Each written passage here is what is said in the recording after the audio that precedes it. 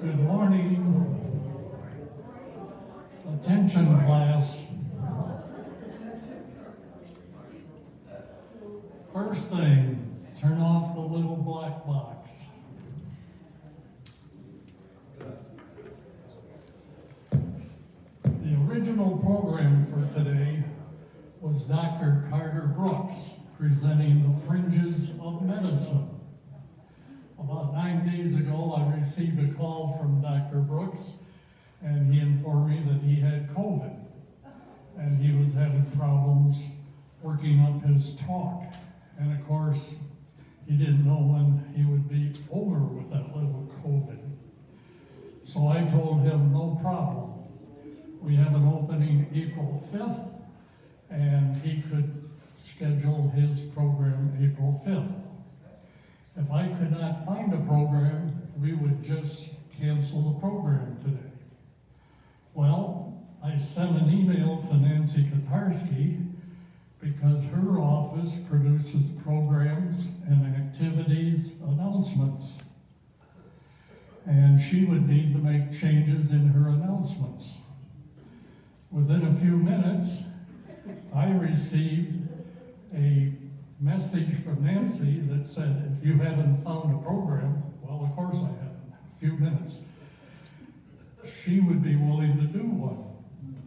Well, that was like having the 500-pound gorilla taken off of my back. And we all know Nancy does a lot of heavy lifting around here, but she also does 500-pound gorillas. Nancy Pomboyan was born in Chicago, graduated from Mother Theodore Gurian High School. She then graduated from Eastern Illinois University with a BA, BS degree, and then graduated from Florida State University with a Master's of Arts degree. Then Nancy attended St. Mary of the Woods College, Terre Haute, Indiana, to receive an education certification. Joe Kotarski and Nancy were married March 21, 1987. Joe is a machine design engineer. The Kotarskis have 2 daughters, Lauren, a media relations specialist, and Sarah, an interior architectural designer. Many residents have asked Nancy, how did you become a life enrichment director? Or, what is your background? Or, what kind of training do you have? Well, today, Nancy will explain how someone with degrees in business and theater arts was able to enter the retirement community service industry and take on what she claims is the best job in the world. Not every day, is it? Most of the time. Fellow residents, please welcome Nancy Kotarski, who will present the journey to becoming a life enrichment director.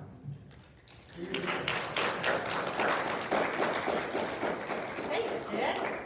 Well, part of the background you'll hear about today is how I was a substitute teacher for a long time, or not a long time, but so subbing is my thing, which is why I'm here in place of Carter today. But no problem, no problem.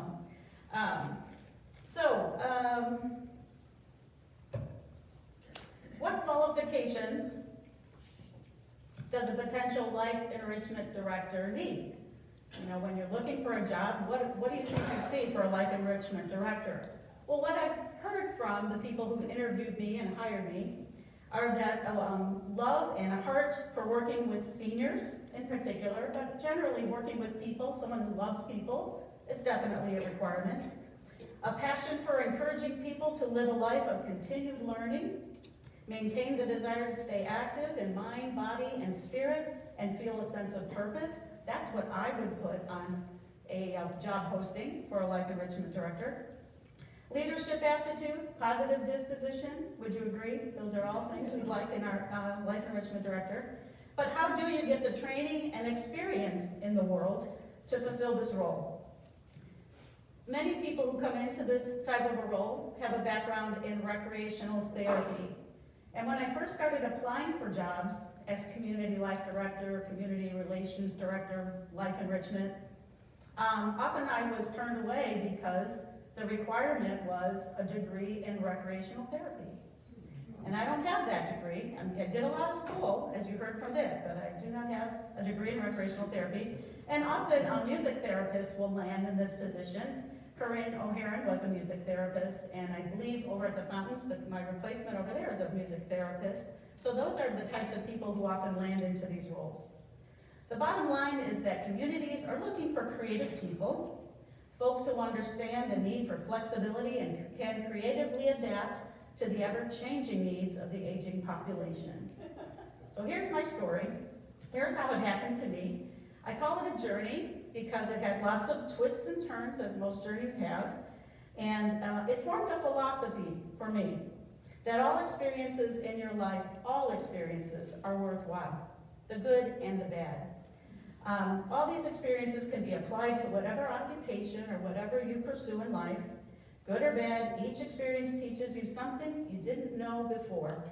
And it becomes a part of where you go next and on your journey, as well as who you are. So we're going to start out with some stats for fun. Here's my starting out stats with my little baby picture up at the top center. So born in 1962 in Chicago.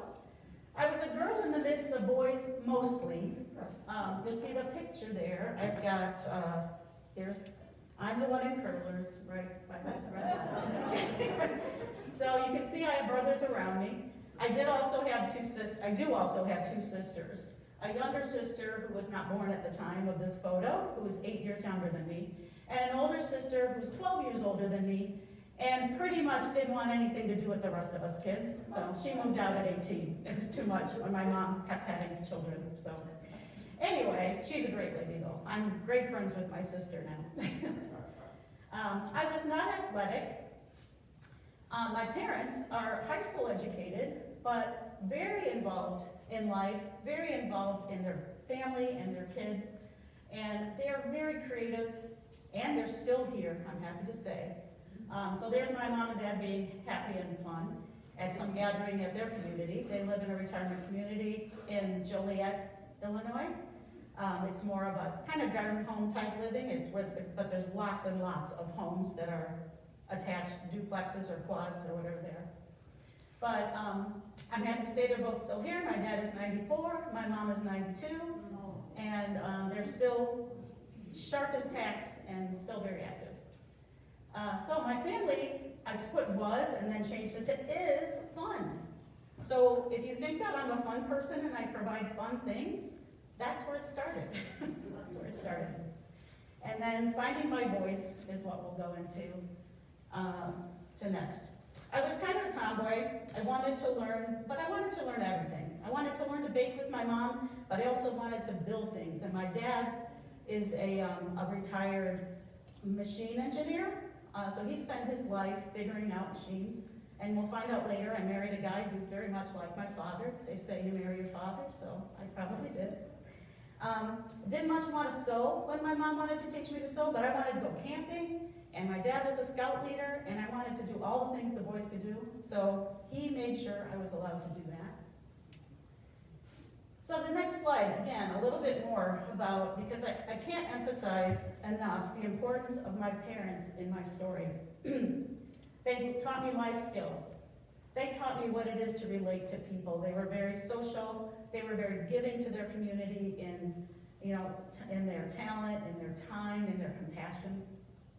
They taught me self-confidence, creativity, understanding and empathy, an ongoing desire to learn, which I think is important for everyone, to always be willing to learn something new, and sharing what you know. Not only learning, but there are studies out there that prove that if learning things is great for your memory, and especially as you're aging, But what's even better is if you take what you've learned and teach someone else, you get kind of double the brain power from that. So that was a really important example that my parents showed me. Living, living, living, even as limitations set in. My dad is slowing down at 94. He has macular degeneration, can't see very well. His legs give out, he's had valve replacements, multiple, but he's still ticking and he's still baking in his kitchen and just doing what he can. So, I have a short story about the self-confidence thing. Many people, because I was a theater student and performed, think that it's always been natural for me to get up and talk in front of people. And of course, I'm very comfortable now talking in front of all of you. But the very first time I remember getting up in front of a group of people, I was probably 9 years old, 10 years old at school, and was asked to do a presentation. And I memorized whatever it was. I was going to talk about the new math program or whatever at school. And the principal was standing right next to me. And I froze, and not a word came out. And I had practiced in front of the mirror, practiced in front of my parents. They gave me all the support they could, and still I froze. And when I came home that night, I just couldn't stop crying. My dad was there the whole night, saying, you know what, it's okay, you're gonna be able to do it. And I did, and I overcame that. So kudos to the parents. Gets me emotional to talk about it. All right, so here's the fun part. So, big bug, the theater bug. So I started, the first time I was in a play was at school. They were having a play, I tried out. I became animal number 2 in the Winnie the Pooh play. It was a very, very big deal for me. That was, the moment I thought, this is fun. And I was fortunate that in Chicago, the park that was in my neighborhood had a drama program. And they allowed us, once I was in middle school, from my school, we were allowed to take electives off campus. And one of the electives was drama.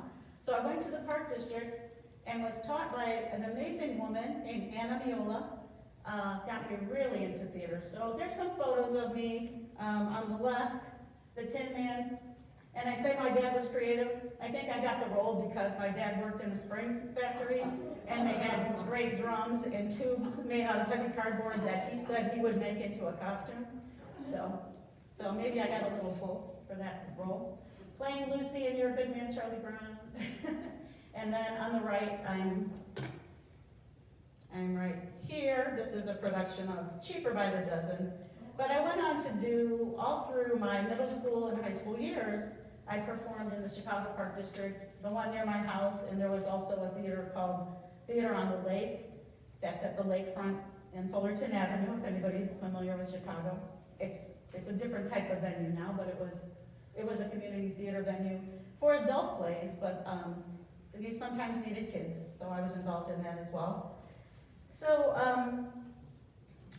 that drama teacher's influence led me to pursue a degree in theater in college, and it made me not only, this is kind of important, there's always those teachers that lead you to maybe what you want to study in college, but the part of it that I didn't realize till later in life that really changed my life was the commitment to bringing arts to the community, and the fact that, not even just to go into it professionally, but doing something that involves the greater community and bringing arts to maybe people who don't have the big opportunities to take part in it. So all of that created this passion, and I'll talk more about those influences in a minute. Oh, first, we'll take a brief look at the road that I'm going to take you on, a little travel. So here we're going to start at college, and then go to how I got into theater administration.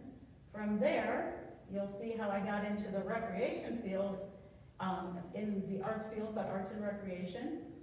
What happened to me and what continued my learning experience as a parent and volunteer. And then kind of my little segue into teaching and how teaching got me here. So that's going to be our map for the rest of the program. So my undergraduate work it began in college. My journey began in college. Business wasn't really my passion, But when I said I wanted to go to college and my parents were gonna pay their hard-earned money to help me go to college, and I said I wanna study theater, they went, are you sure about that?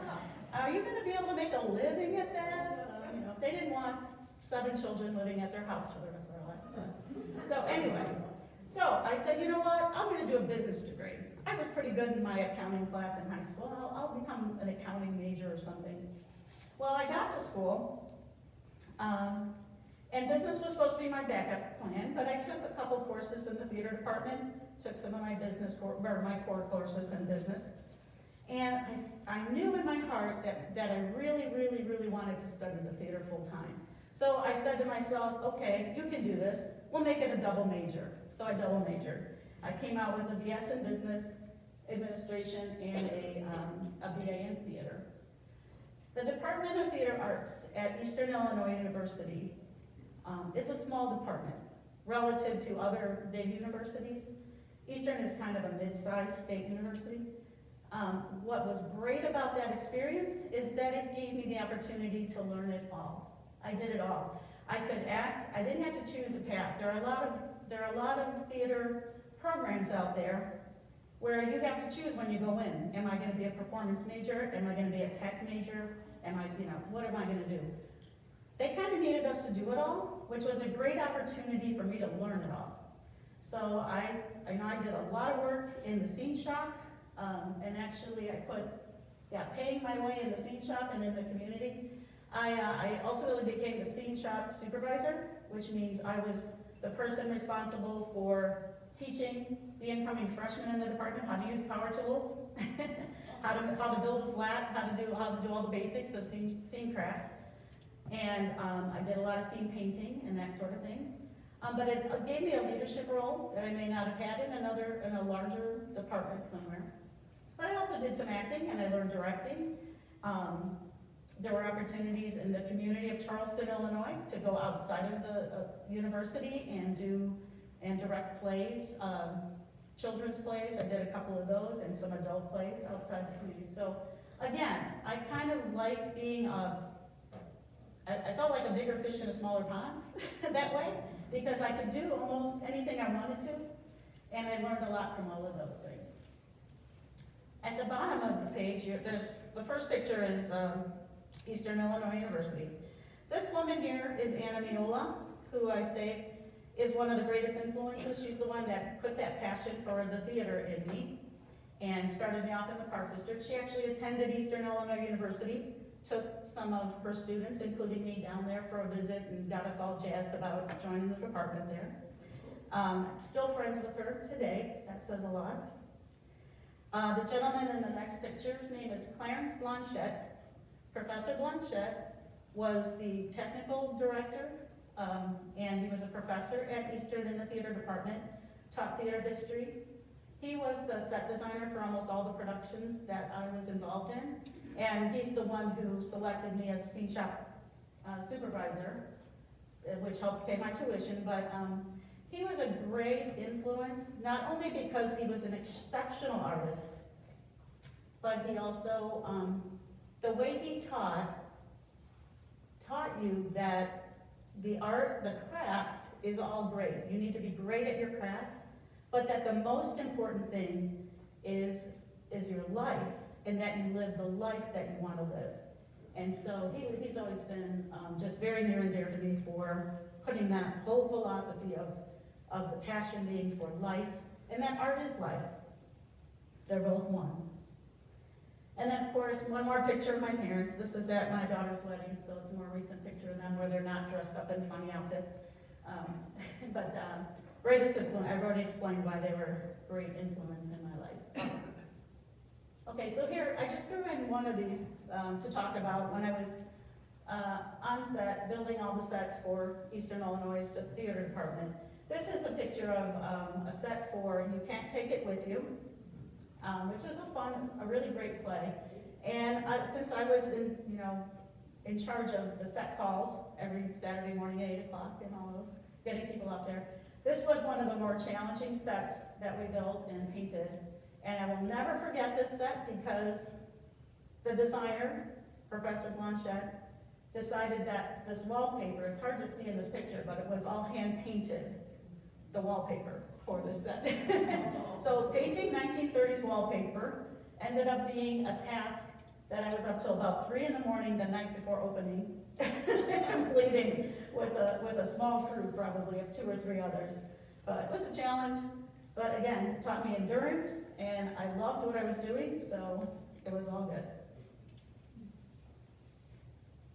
Okay, I learned at every turn. So from here, we're going to look at, oops, did I talk about, yeah, I did, okay. So we're going to grad school. When I finished my undergraduate degree, I wasn't ready to go to work yet, because towards the end of in my senior year, I started working with the public relations, ticket office, different areas of the front office people of the PR people in the Department of Theater. And they wanted us all to learn whatever we wanted to learn. So I was invited to do a whole design for programs for lobby display and all that kind of stuff, which I was really eager to learn. And I wanted to know, how do you get the community into the house? You know, how do we promote events? I wanted to know all about that. So that really kind of took hold in my senior year. So I decided to look for arts administration types of programs in grad school.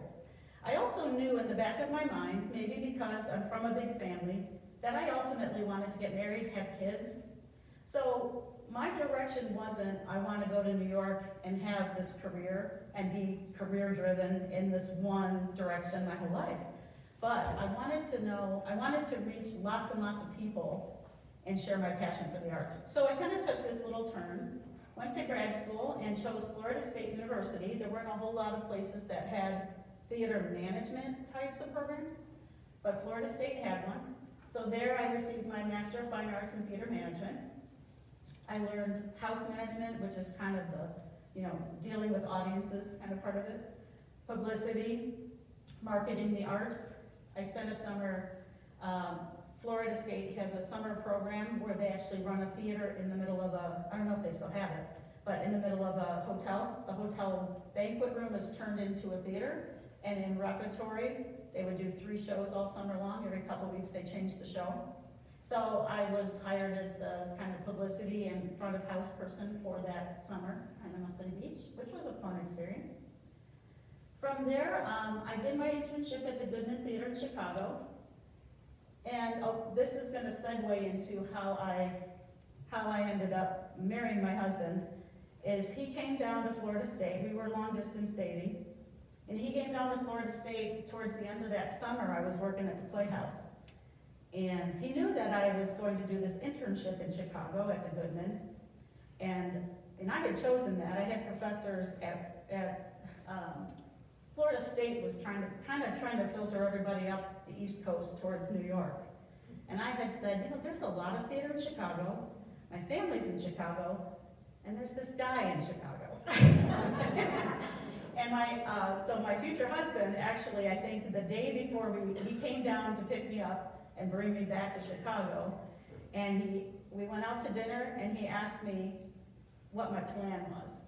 And I said, what? He goes, so are you going off to New York with all these colleagues of yours who are going off to New York? And I said, well, no, I'm coming to Chicago. He said, yeah, you're doing this internship, but then what are you gonna do? And I said, I wanna stay in Chicago. Chicago's like my city. I love Chicago. There's a vibrant arts community, a vibrant theater community there. I don't need to go to New York. And he brought out a ring. Okay, in that case. All right, so we'll talk about Joe in a second. He is an engineer, so he has to do things very methodically. So anyway, so my internship at the Goodman Theater was grand. It allowed me to do everything I wanted to do. I spent a year, they allowed me to do a year internship because at Florida State, I ran out of courses to take because I already had the degree in business and I already had the degree in theater, so I asked if I could do a full year internship rather than the traditional semester. So I did. I went to the Goodman Theater in Chicago. Anybody familiar with the Goodman? Chicago. It's a regional theater, professional regional theater in Chicago. And I spent a quarter of that year in group ticket sales, learning that part of the business. I spent another quarter working with the front of house management, and they also had a restaurant in the Goodman at the time, so I kind of worked with dealings with that, learning how to coordinate all those different facilities and venues of income sources. And then I spent a quarter of the time working in the development office, learning about fundraising and development, since they had to do that, developing their audience base and that sort of thing. And then I spent my last quarter in the business office.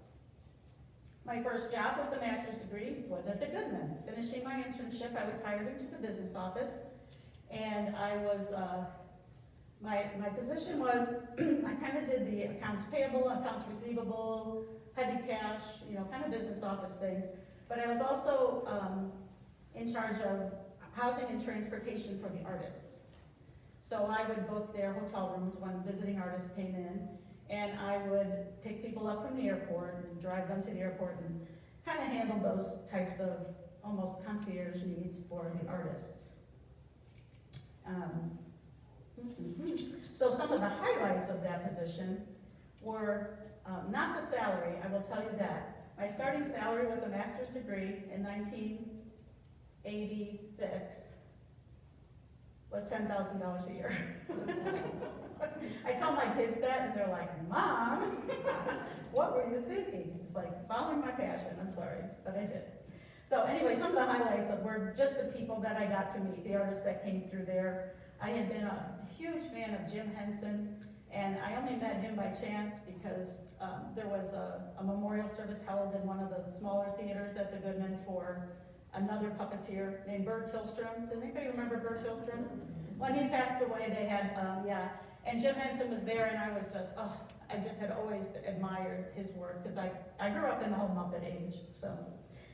But meeting him, James Earl Jones was another great person I met. He did the production of August Wilson's play Fences before it went to Broadway. Goodman was a theater, as many of you may or may not know, oftentimes plays are tried out in the regional theaters in different cities, a lot of times in California and Chicago and Philadelphia, a lot of different places. But I got to see him do the original production of Fences before it went to Broadway. And just a lot of other great actors, directors, artistic directors that work at the Goodman. So I got kind of all of that cool professional theater stuff going there. But there was still a part of me, well, we'll get to that in a second. There's still a part of me that wanted to reach out and do a little bit more than that, than what I was doing there in the community. But first, I had to get the wedding thing out of the way. Okay, so here's me, this is becoming Mrs. Kotarski. I put at the top opposites attract, because many people will look at Joe and look at me and think, how does this work? Because he's an engineer, he thinks things through very, analytically, and I'm the free-spirited, creative type. But somehow that works out great. Over the years, we visited each other's world. I mean, as I was doing things and needed someone to, if I was working in a theater and, or even in college, when I was in college, he'd want to come down and visit. I'd say, okay, but the set call is at 8 a.m. on Saturday. He was there. He was there helping to build stuff, helping, to solve problems. If there was like something mechanically wasn't working, he was helping. And so he got introduced to part of the creative world that way.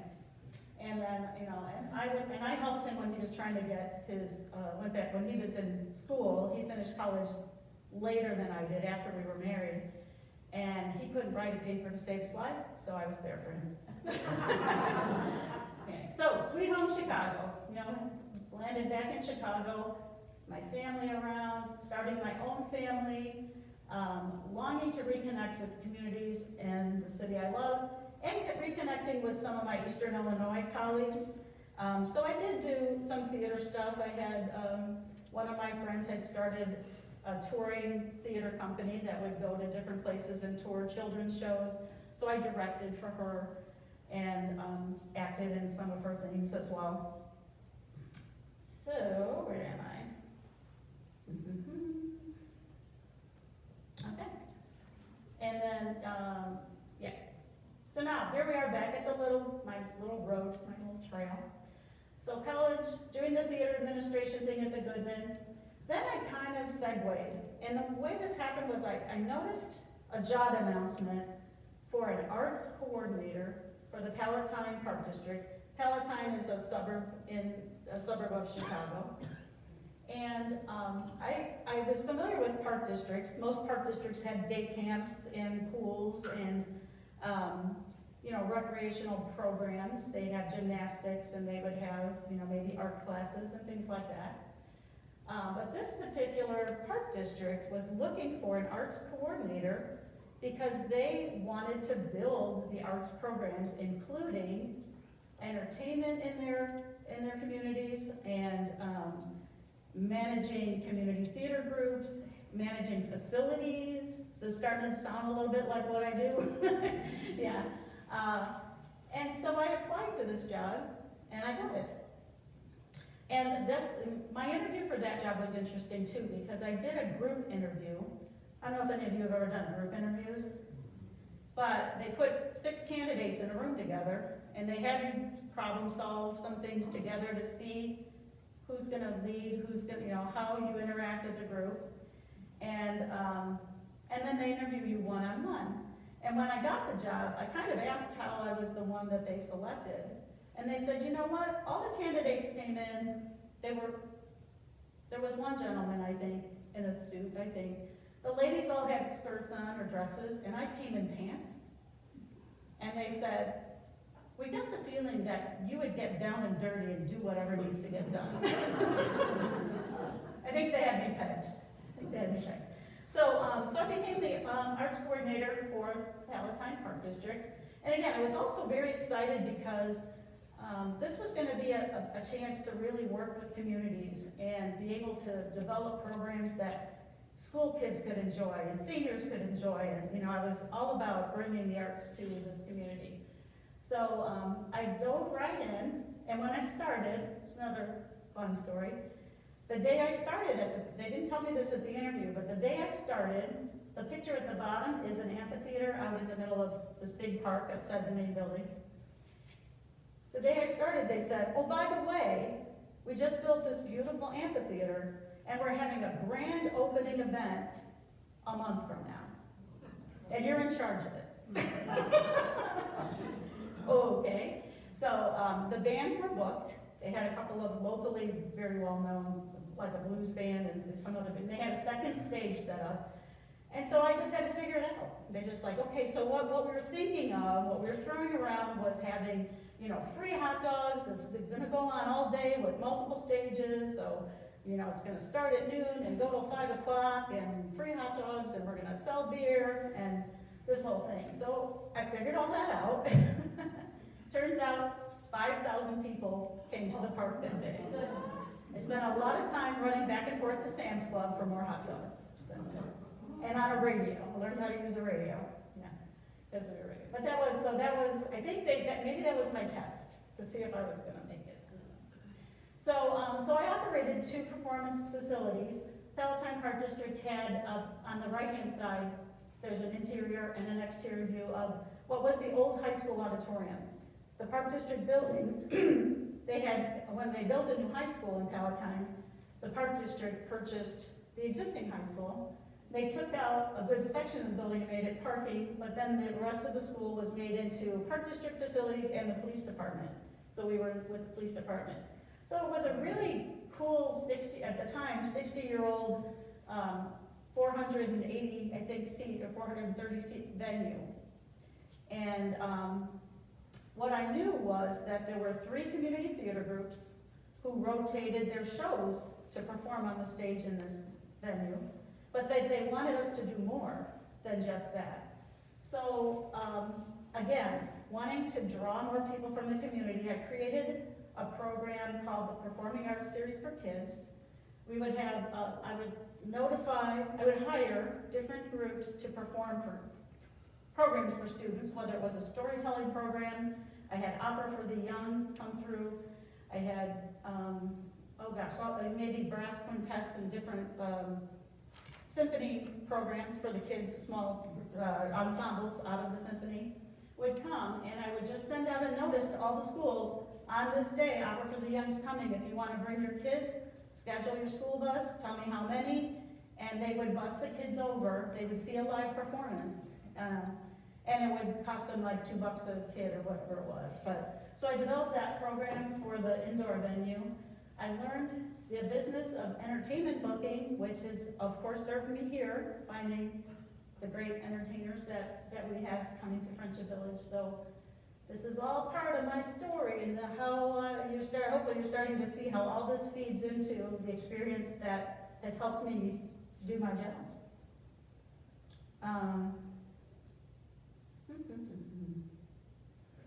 Okay, a learn at every turn. So we've gone into the arts and recreation. Somewhere along the line, after being married for 4 years, we decided to start the family. And I always knew, maybe it's because I was a child in a house that had a stay-at-home mom, I always knew I wanted to stay at home. And the park district job was great. I loved it, but I also knew I didn't want to split myself into how much, I mean, if I wanted to do that job, I wanted to do that job 100%. Can't do that 100% and be a mom 100%, in my mind anyway. So I decided to stay at home when I had my first daughter. So we entered the phase of my life called mothering, Girl Scout leadering, and the PTO. Oh my. How many of you stayed home with your kids? Anybody? Ladies? Yeah, or men? Yeah, at the time it was mostly ladies during your time. So, so when I had my first child, I was like, great, I love being a stay-at-home mom, doing all the things, being available to them 24/7. But long about the time they got into school, and I did what my mom did. You know, you help out at school when they need volunteers. But I kind of overachieved when I got into this phase of my life. I became a Girl Scout leader, and it ended up being that nobody else wanted to lead. When my second daughter went into Scouts, they needed a leader again, so I was leading 2 troops. PTO, I got involved in and was president before I knew it because I can't say no. Religious education teacher at church, I became a substitute teacher. I didn't put on here, but I was still keeping my hand in theater by teaching classes at my local park district in the community I lived in. So I would still direct shows with kids and teach drama classes here and there. Every now and then, high school would call me to direct something too. So all of this is part of the journey, believe it or not. All the skills you learn as a parent, as a volunteer, in all these different areas, build skills for me. And how many of you can relate to any of this? I mean, build skills. I mean, all this stuff, build skills that you apply in places you never thought you would apply them. So here's some fun stuff. Stay-at-home mom days plus theater. So, as my kids started to get older, I wanted to go back out into the community and do some acting and directing. And I asked my kids if they were interested. Yeah. They'd seen mom do it. So the way I coordinated that and made it all about my kids still was to get them into plays with me. So on the first picture here is a photograph of my daughter Lauren when she was in a production of Annie, and I was in the production with her, so we were both in Annie. Sarah over here, Sarah has a beautiful singing voice, and she was in some of the plays with us as well. She did a few things, but she was the athletic one, whereas Lauren was more like me. She wasn't very athletic. Sarah was more athletic, so you see her there in her basketball shirt, because she was there to support us for coming to see the show, but she had to be on her travel team probably the same day. So the next picture though is both of them. They were both in a production of The Sound of Music. And then this third picture here is part of what I'm going to get into next, which is a little home business I started, teaching theater and doing plays with kids. So that's both my girls and a random boy that I don't remember, but doing a production. And then this last one is my daughter Lauren and I doing a production of Seussical the Musical together. We were both Who's and the chorus. So then I thought I wanted to get my kids in a theater program and to learn more about theater and do the fun stuff, and I couldn't find one. So I started a business called the Avon Drama Shop. We lived in Avon, Indiana. That's where the Avon comes from. So it wasn't Stratford upon Avon Drama Shop, but it was Avon Drama Shop. So I started teaching classes from kids from about 4 years old. I had a preschool program, and then I had one for the older kids that were, actually I might have had 3 levels now that I think of it. So there was another program for like the kind of 6 to 10, 11-year-olds, and then there was a teen program. And when we would play a lot of theater games to build confidence, to build skills. I drew a lot of, this is where I really learned the whole spectrum of different types of kids, and there would be kids with severe ADHD problems that parents would send them to me because they couldn't succeed in other programs that they tried to get them in. And they have energy, they could be in theater. So, so they enjoyed it. They were a little tougher, but they enjoyed it. Drew out a lot of kids who don't have a lot of self-confidence came, and it was just wonderful to see them grow, to see their spirits just grow when they could be with other people in a very safe environment where they could express themselves. So this was really a highlight of my life doing this. And then I also, wanting to connect with the community and wanting to give the kids a true performance space, I reached out to the local libraries in the suburbs. These were all suburbs of Indianapolis.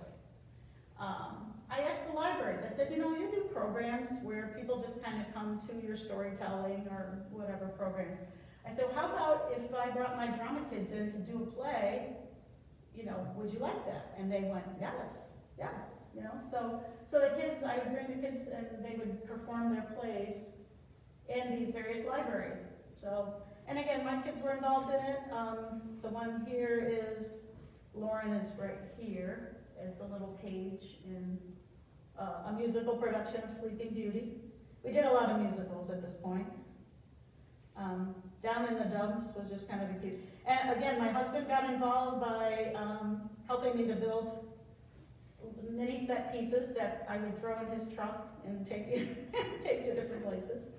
So we had scenery. So those were all the library shows.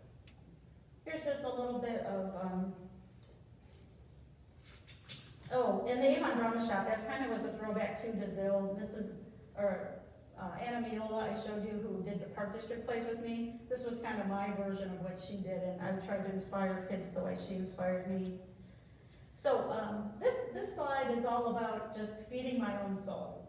Because in order to be someone for someone else, whether it's a parent for your children or a leader in your chosen profession, I feel like you need to feed your soul from time to time.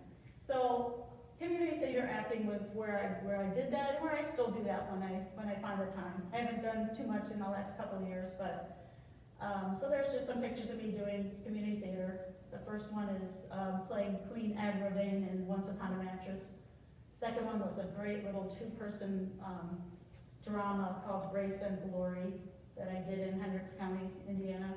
And the one on the right is Hairspray, which I did once I moved here, actually, at Papa Performing Arts Center. They had a community theater production when I first moved here, and I'm like, yeah, I was going to do it with my daughter, and then she dropped out. But that's what happens when the kids become adults. They're not as reliable as when they're kids. Okay, so also again, servicing the community. I was a board member on the Hendricks Civic Theater Board of Directors. And in that role, I was instrumental when the board wanted to convert a church that was donated to them, a church building that was in sorry shape, into a theater, and we did that while I worked there. So there's some pictures of, we did the live radio show, It's a Wonderful Life, a radio play, performed it live for an audience in that space. And then in the bottom right is a production I did more recently for the Pawpaw Village Players called the Dixie Swim Club. So that, again, that feeds my soul and gives me purpose in the community. I'm no longer on a board for anybody at the moment. So that all came under my purple spot there, parenting and volunteering. And so then my kids got old enough. My kids were getting older. I was subbing in the schools, and the state of Indiana started a program called Transition to Teaching, where they were looking for people with degrees in anything, in outside world experience, to join the teaching profession. So in order to facilitate that, they had programs you could do online, a combination of, kind of in the university and online. So I found a program at St. Mary of the Woods College. Oh, by the way, at this point, this was probably the point at which, right about the time I started this program, my husband lost his job in Indiana and couldn't find another job in Indiana and started working in Michigan. So this is kind of the beginning of our segue to Michigan. But transition to teaching, I was able to get a teaching certification from St. Mary of the Woods College in a 1.5 years time. So I was able to, and I worked as a paraprofessional in the schools, so I worked with preschool, the developmental preschool kids while I was studying, and I was still there for my kids doing that stuff. I think I'd stopped the Avon Drama Shop by then, though, to pursue this. But I put transition to teaching with drama because everyone, of course, told me to be a teacher. They said, you'd be a fun teacher, you're so creative. And so I was really excited about that, and I taught for 8 years. I started out with 6th graders, went to 1st grade, and then ended up with 3rd graders, where I really had fun. So these photos show me, well, the one on the right shows me down in the right-hand corner. That was during my field experience with some 2nd graders, where we did a whole unit on penguins, and they brought to life the story of Tacky the Penguin. On the left, I did an annual kind of dramatic production of The Night Before Christmas. I'm gonna take the kids from classroom to classroom, performing it for them. We also did the body musical, where they learned all about, in science, about the body by singing about every body function, so that was great. So again, kind of always bringing theater into it. Then, let's see, I'm getting to the end here. Moving to Michigan. Now what do I do? By the time I moved to Michigan, teaching, because of some of the federal changes in education policy, as well as state level policy, was becoming not as much fun. You may have, I'm sure you heard about this from different things, or some of you might have kids who are in the profession, or even you were still in the profession yourself.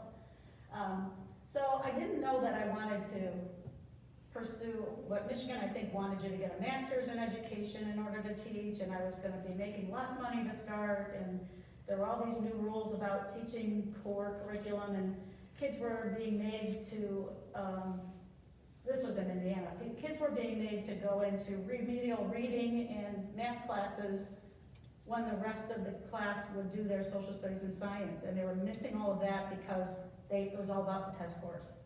And that didn't align with my philosophy very well. So when I moved to Michigan, I wasn't sure what I would do, so I subbed for a little while. And then, I actually did a little stint. I went to Robert Half and said, okay, find me a temp position. I gotta find out what I wanna do next. And I think I spent 1 month at, it's called Shock. It's like a marketing publicity kind of firm in Kalamazoo. I sat at this little reception desk transferring phone calls all morning, and that's all I did. And once in a great while, a person would come in the door that I'd actually see a person, and that would be it. So mostly I entered invoices and forwarded calls, and I read books online because I didn't, so that was not fulfilling. But at that time, that was about the time I applied because I saw a community life director position open at the Fountains at Bronson Place. And interviewed with Betsy. It was Betsy Standish at the time before she married and became Betsy Bale. But I remember, going to that interview, and Betsy saw my background, and even though I didn't have a recreation therapist degree, which is what it said on the job application, I was so glad that I applied anyway, and that they gave me a call and gave me a chance to interview.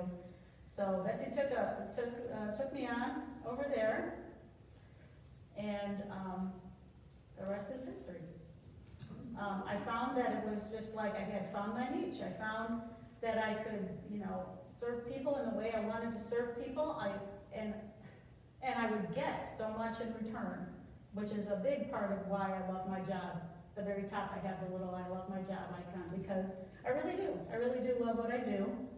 I moved down the street to Friendship Village, and why it's the best job in the world is, let's see. Oh, I know I have a couple of other. Oh, this is just where I wanted to show just some of the things, that I do, that I love to do, and that they've all come as a result of my journey. Booking entertainment. For that middle one, I was performing a variety show over at the Fountains. The left has me in a plane at the Air Zoo, so doing the outings. I still get to direct and create art here, but mostly, the most important thing is I do something every day that means something. And that's just so important to me. I think you can have a job that makes all the money in the world, but if you don't feel like your job is meaningful, then why do it? I have an opportunity here to thrive in an environment that is supportive. This is why I love Friendship Village. The environment is so supportive of the residents and the staff, who all work toward the common goal of providing the best life to people in its community. This job allows me to use my talent to feed my passion for art and life, and it's because I'm surrounded by a generation of people who understand, love, and appreciate, art and life. They're just very, very, very involved. And as the journey goes on, the best part is that it allows me to retain my personal commitment to a true work, home, family, and community balance. Everybody needs balance in their life. So this is my balance. My family, my dogs, once in a while performing, and then I just threw in that last picture. The journey continues. Being recognized for your work is also a very nice thing. It's not the most important thing, but it's a great thing. So my closing comments, and then you can ask any questions you like. All of the above provide me with a fulfilling life, and I hope that this is reflected in what I do to help provide the same for all of you. Thank you.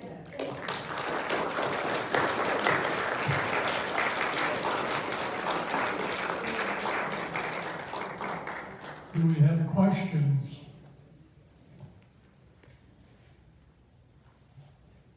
Well, I'll start with a comment. Okay. This explains it. Yes, I'm glad. This explains how it is that you do everything you do so well around here.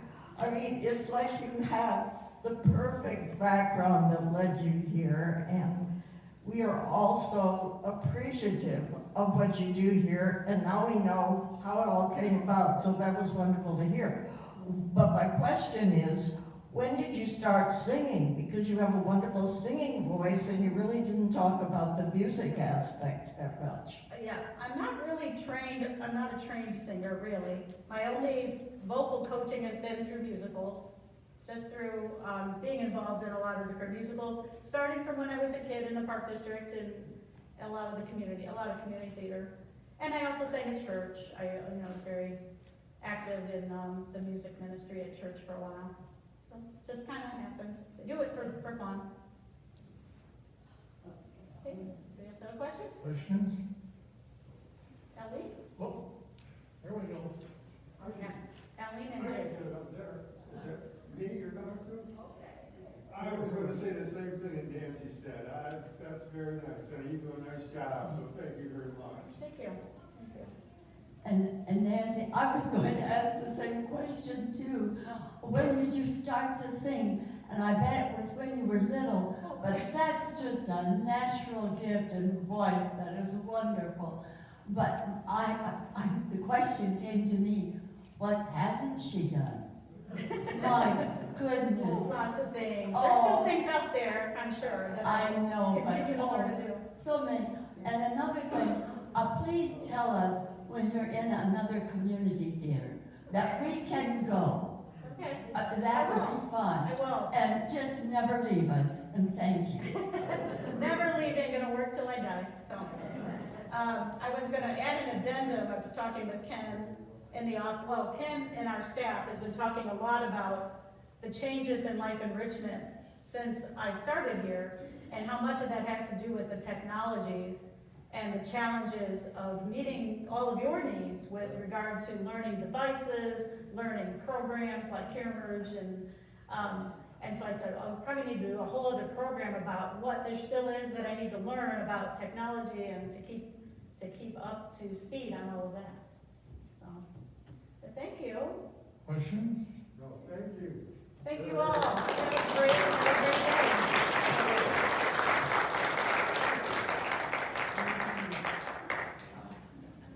Not bad for a 2-minute notice to give a program. Thank you, Nancy. The March 1st program will be Ruth Eichler presenting Turning Point. Probably the turning point at the end of the journey. This is what else I look for. Enjoy your day. Thank you again, Nancy.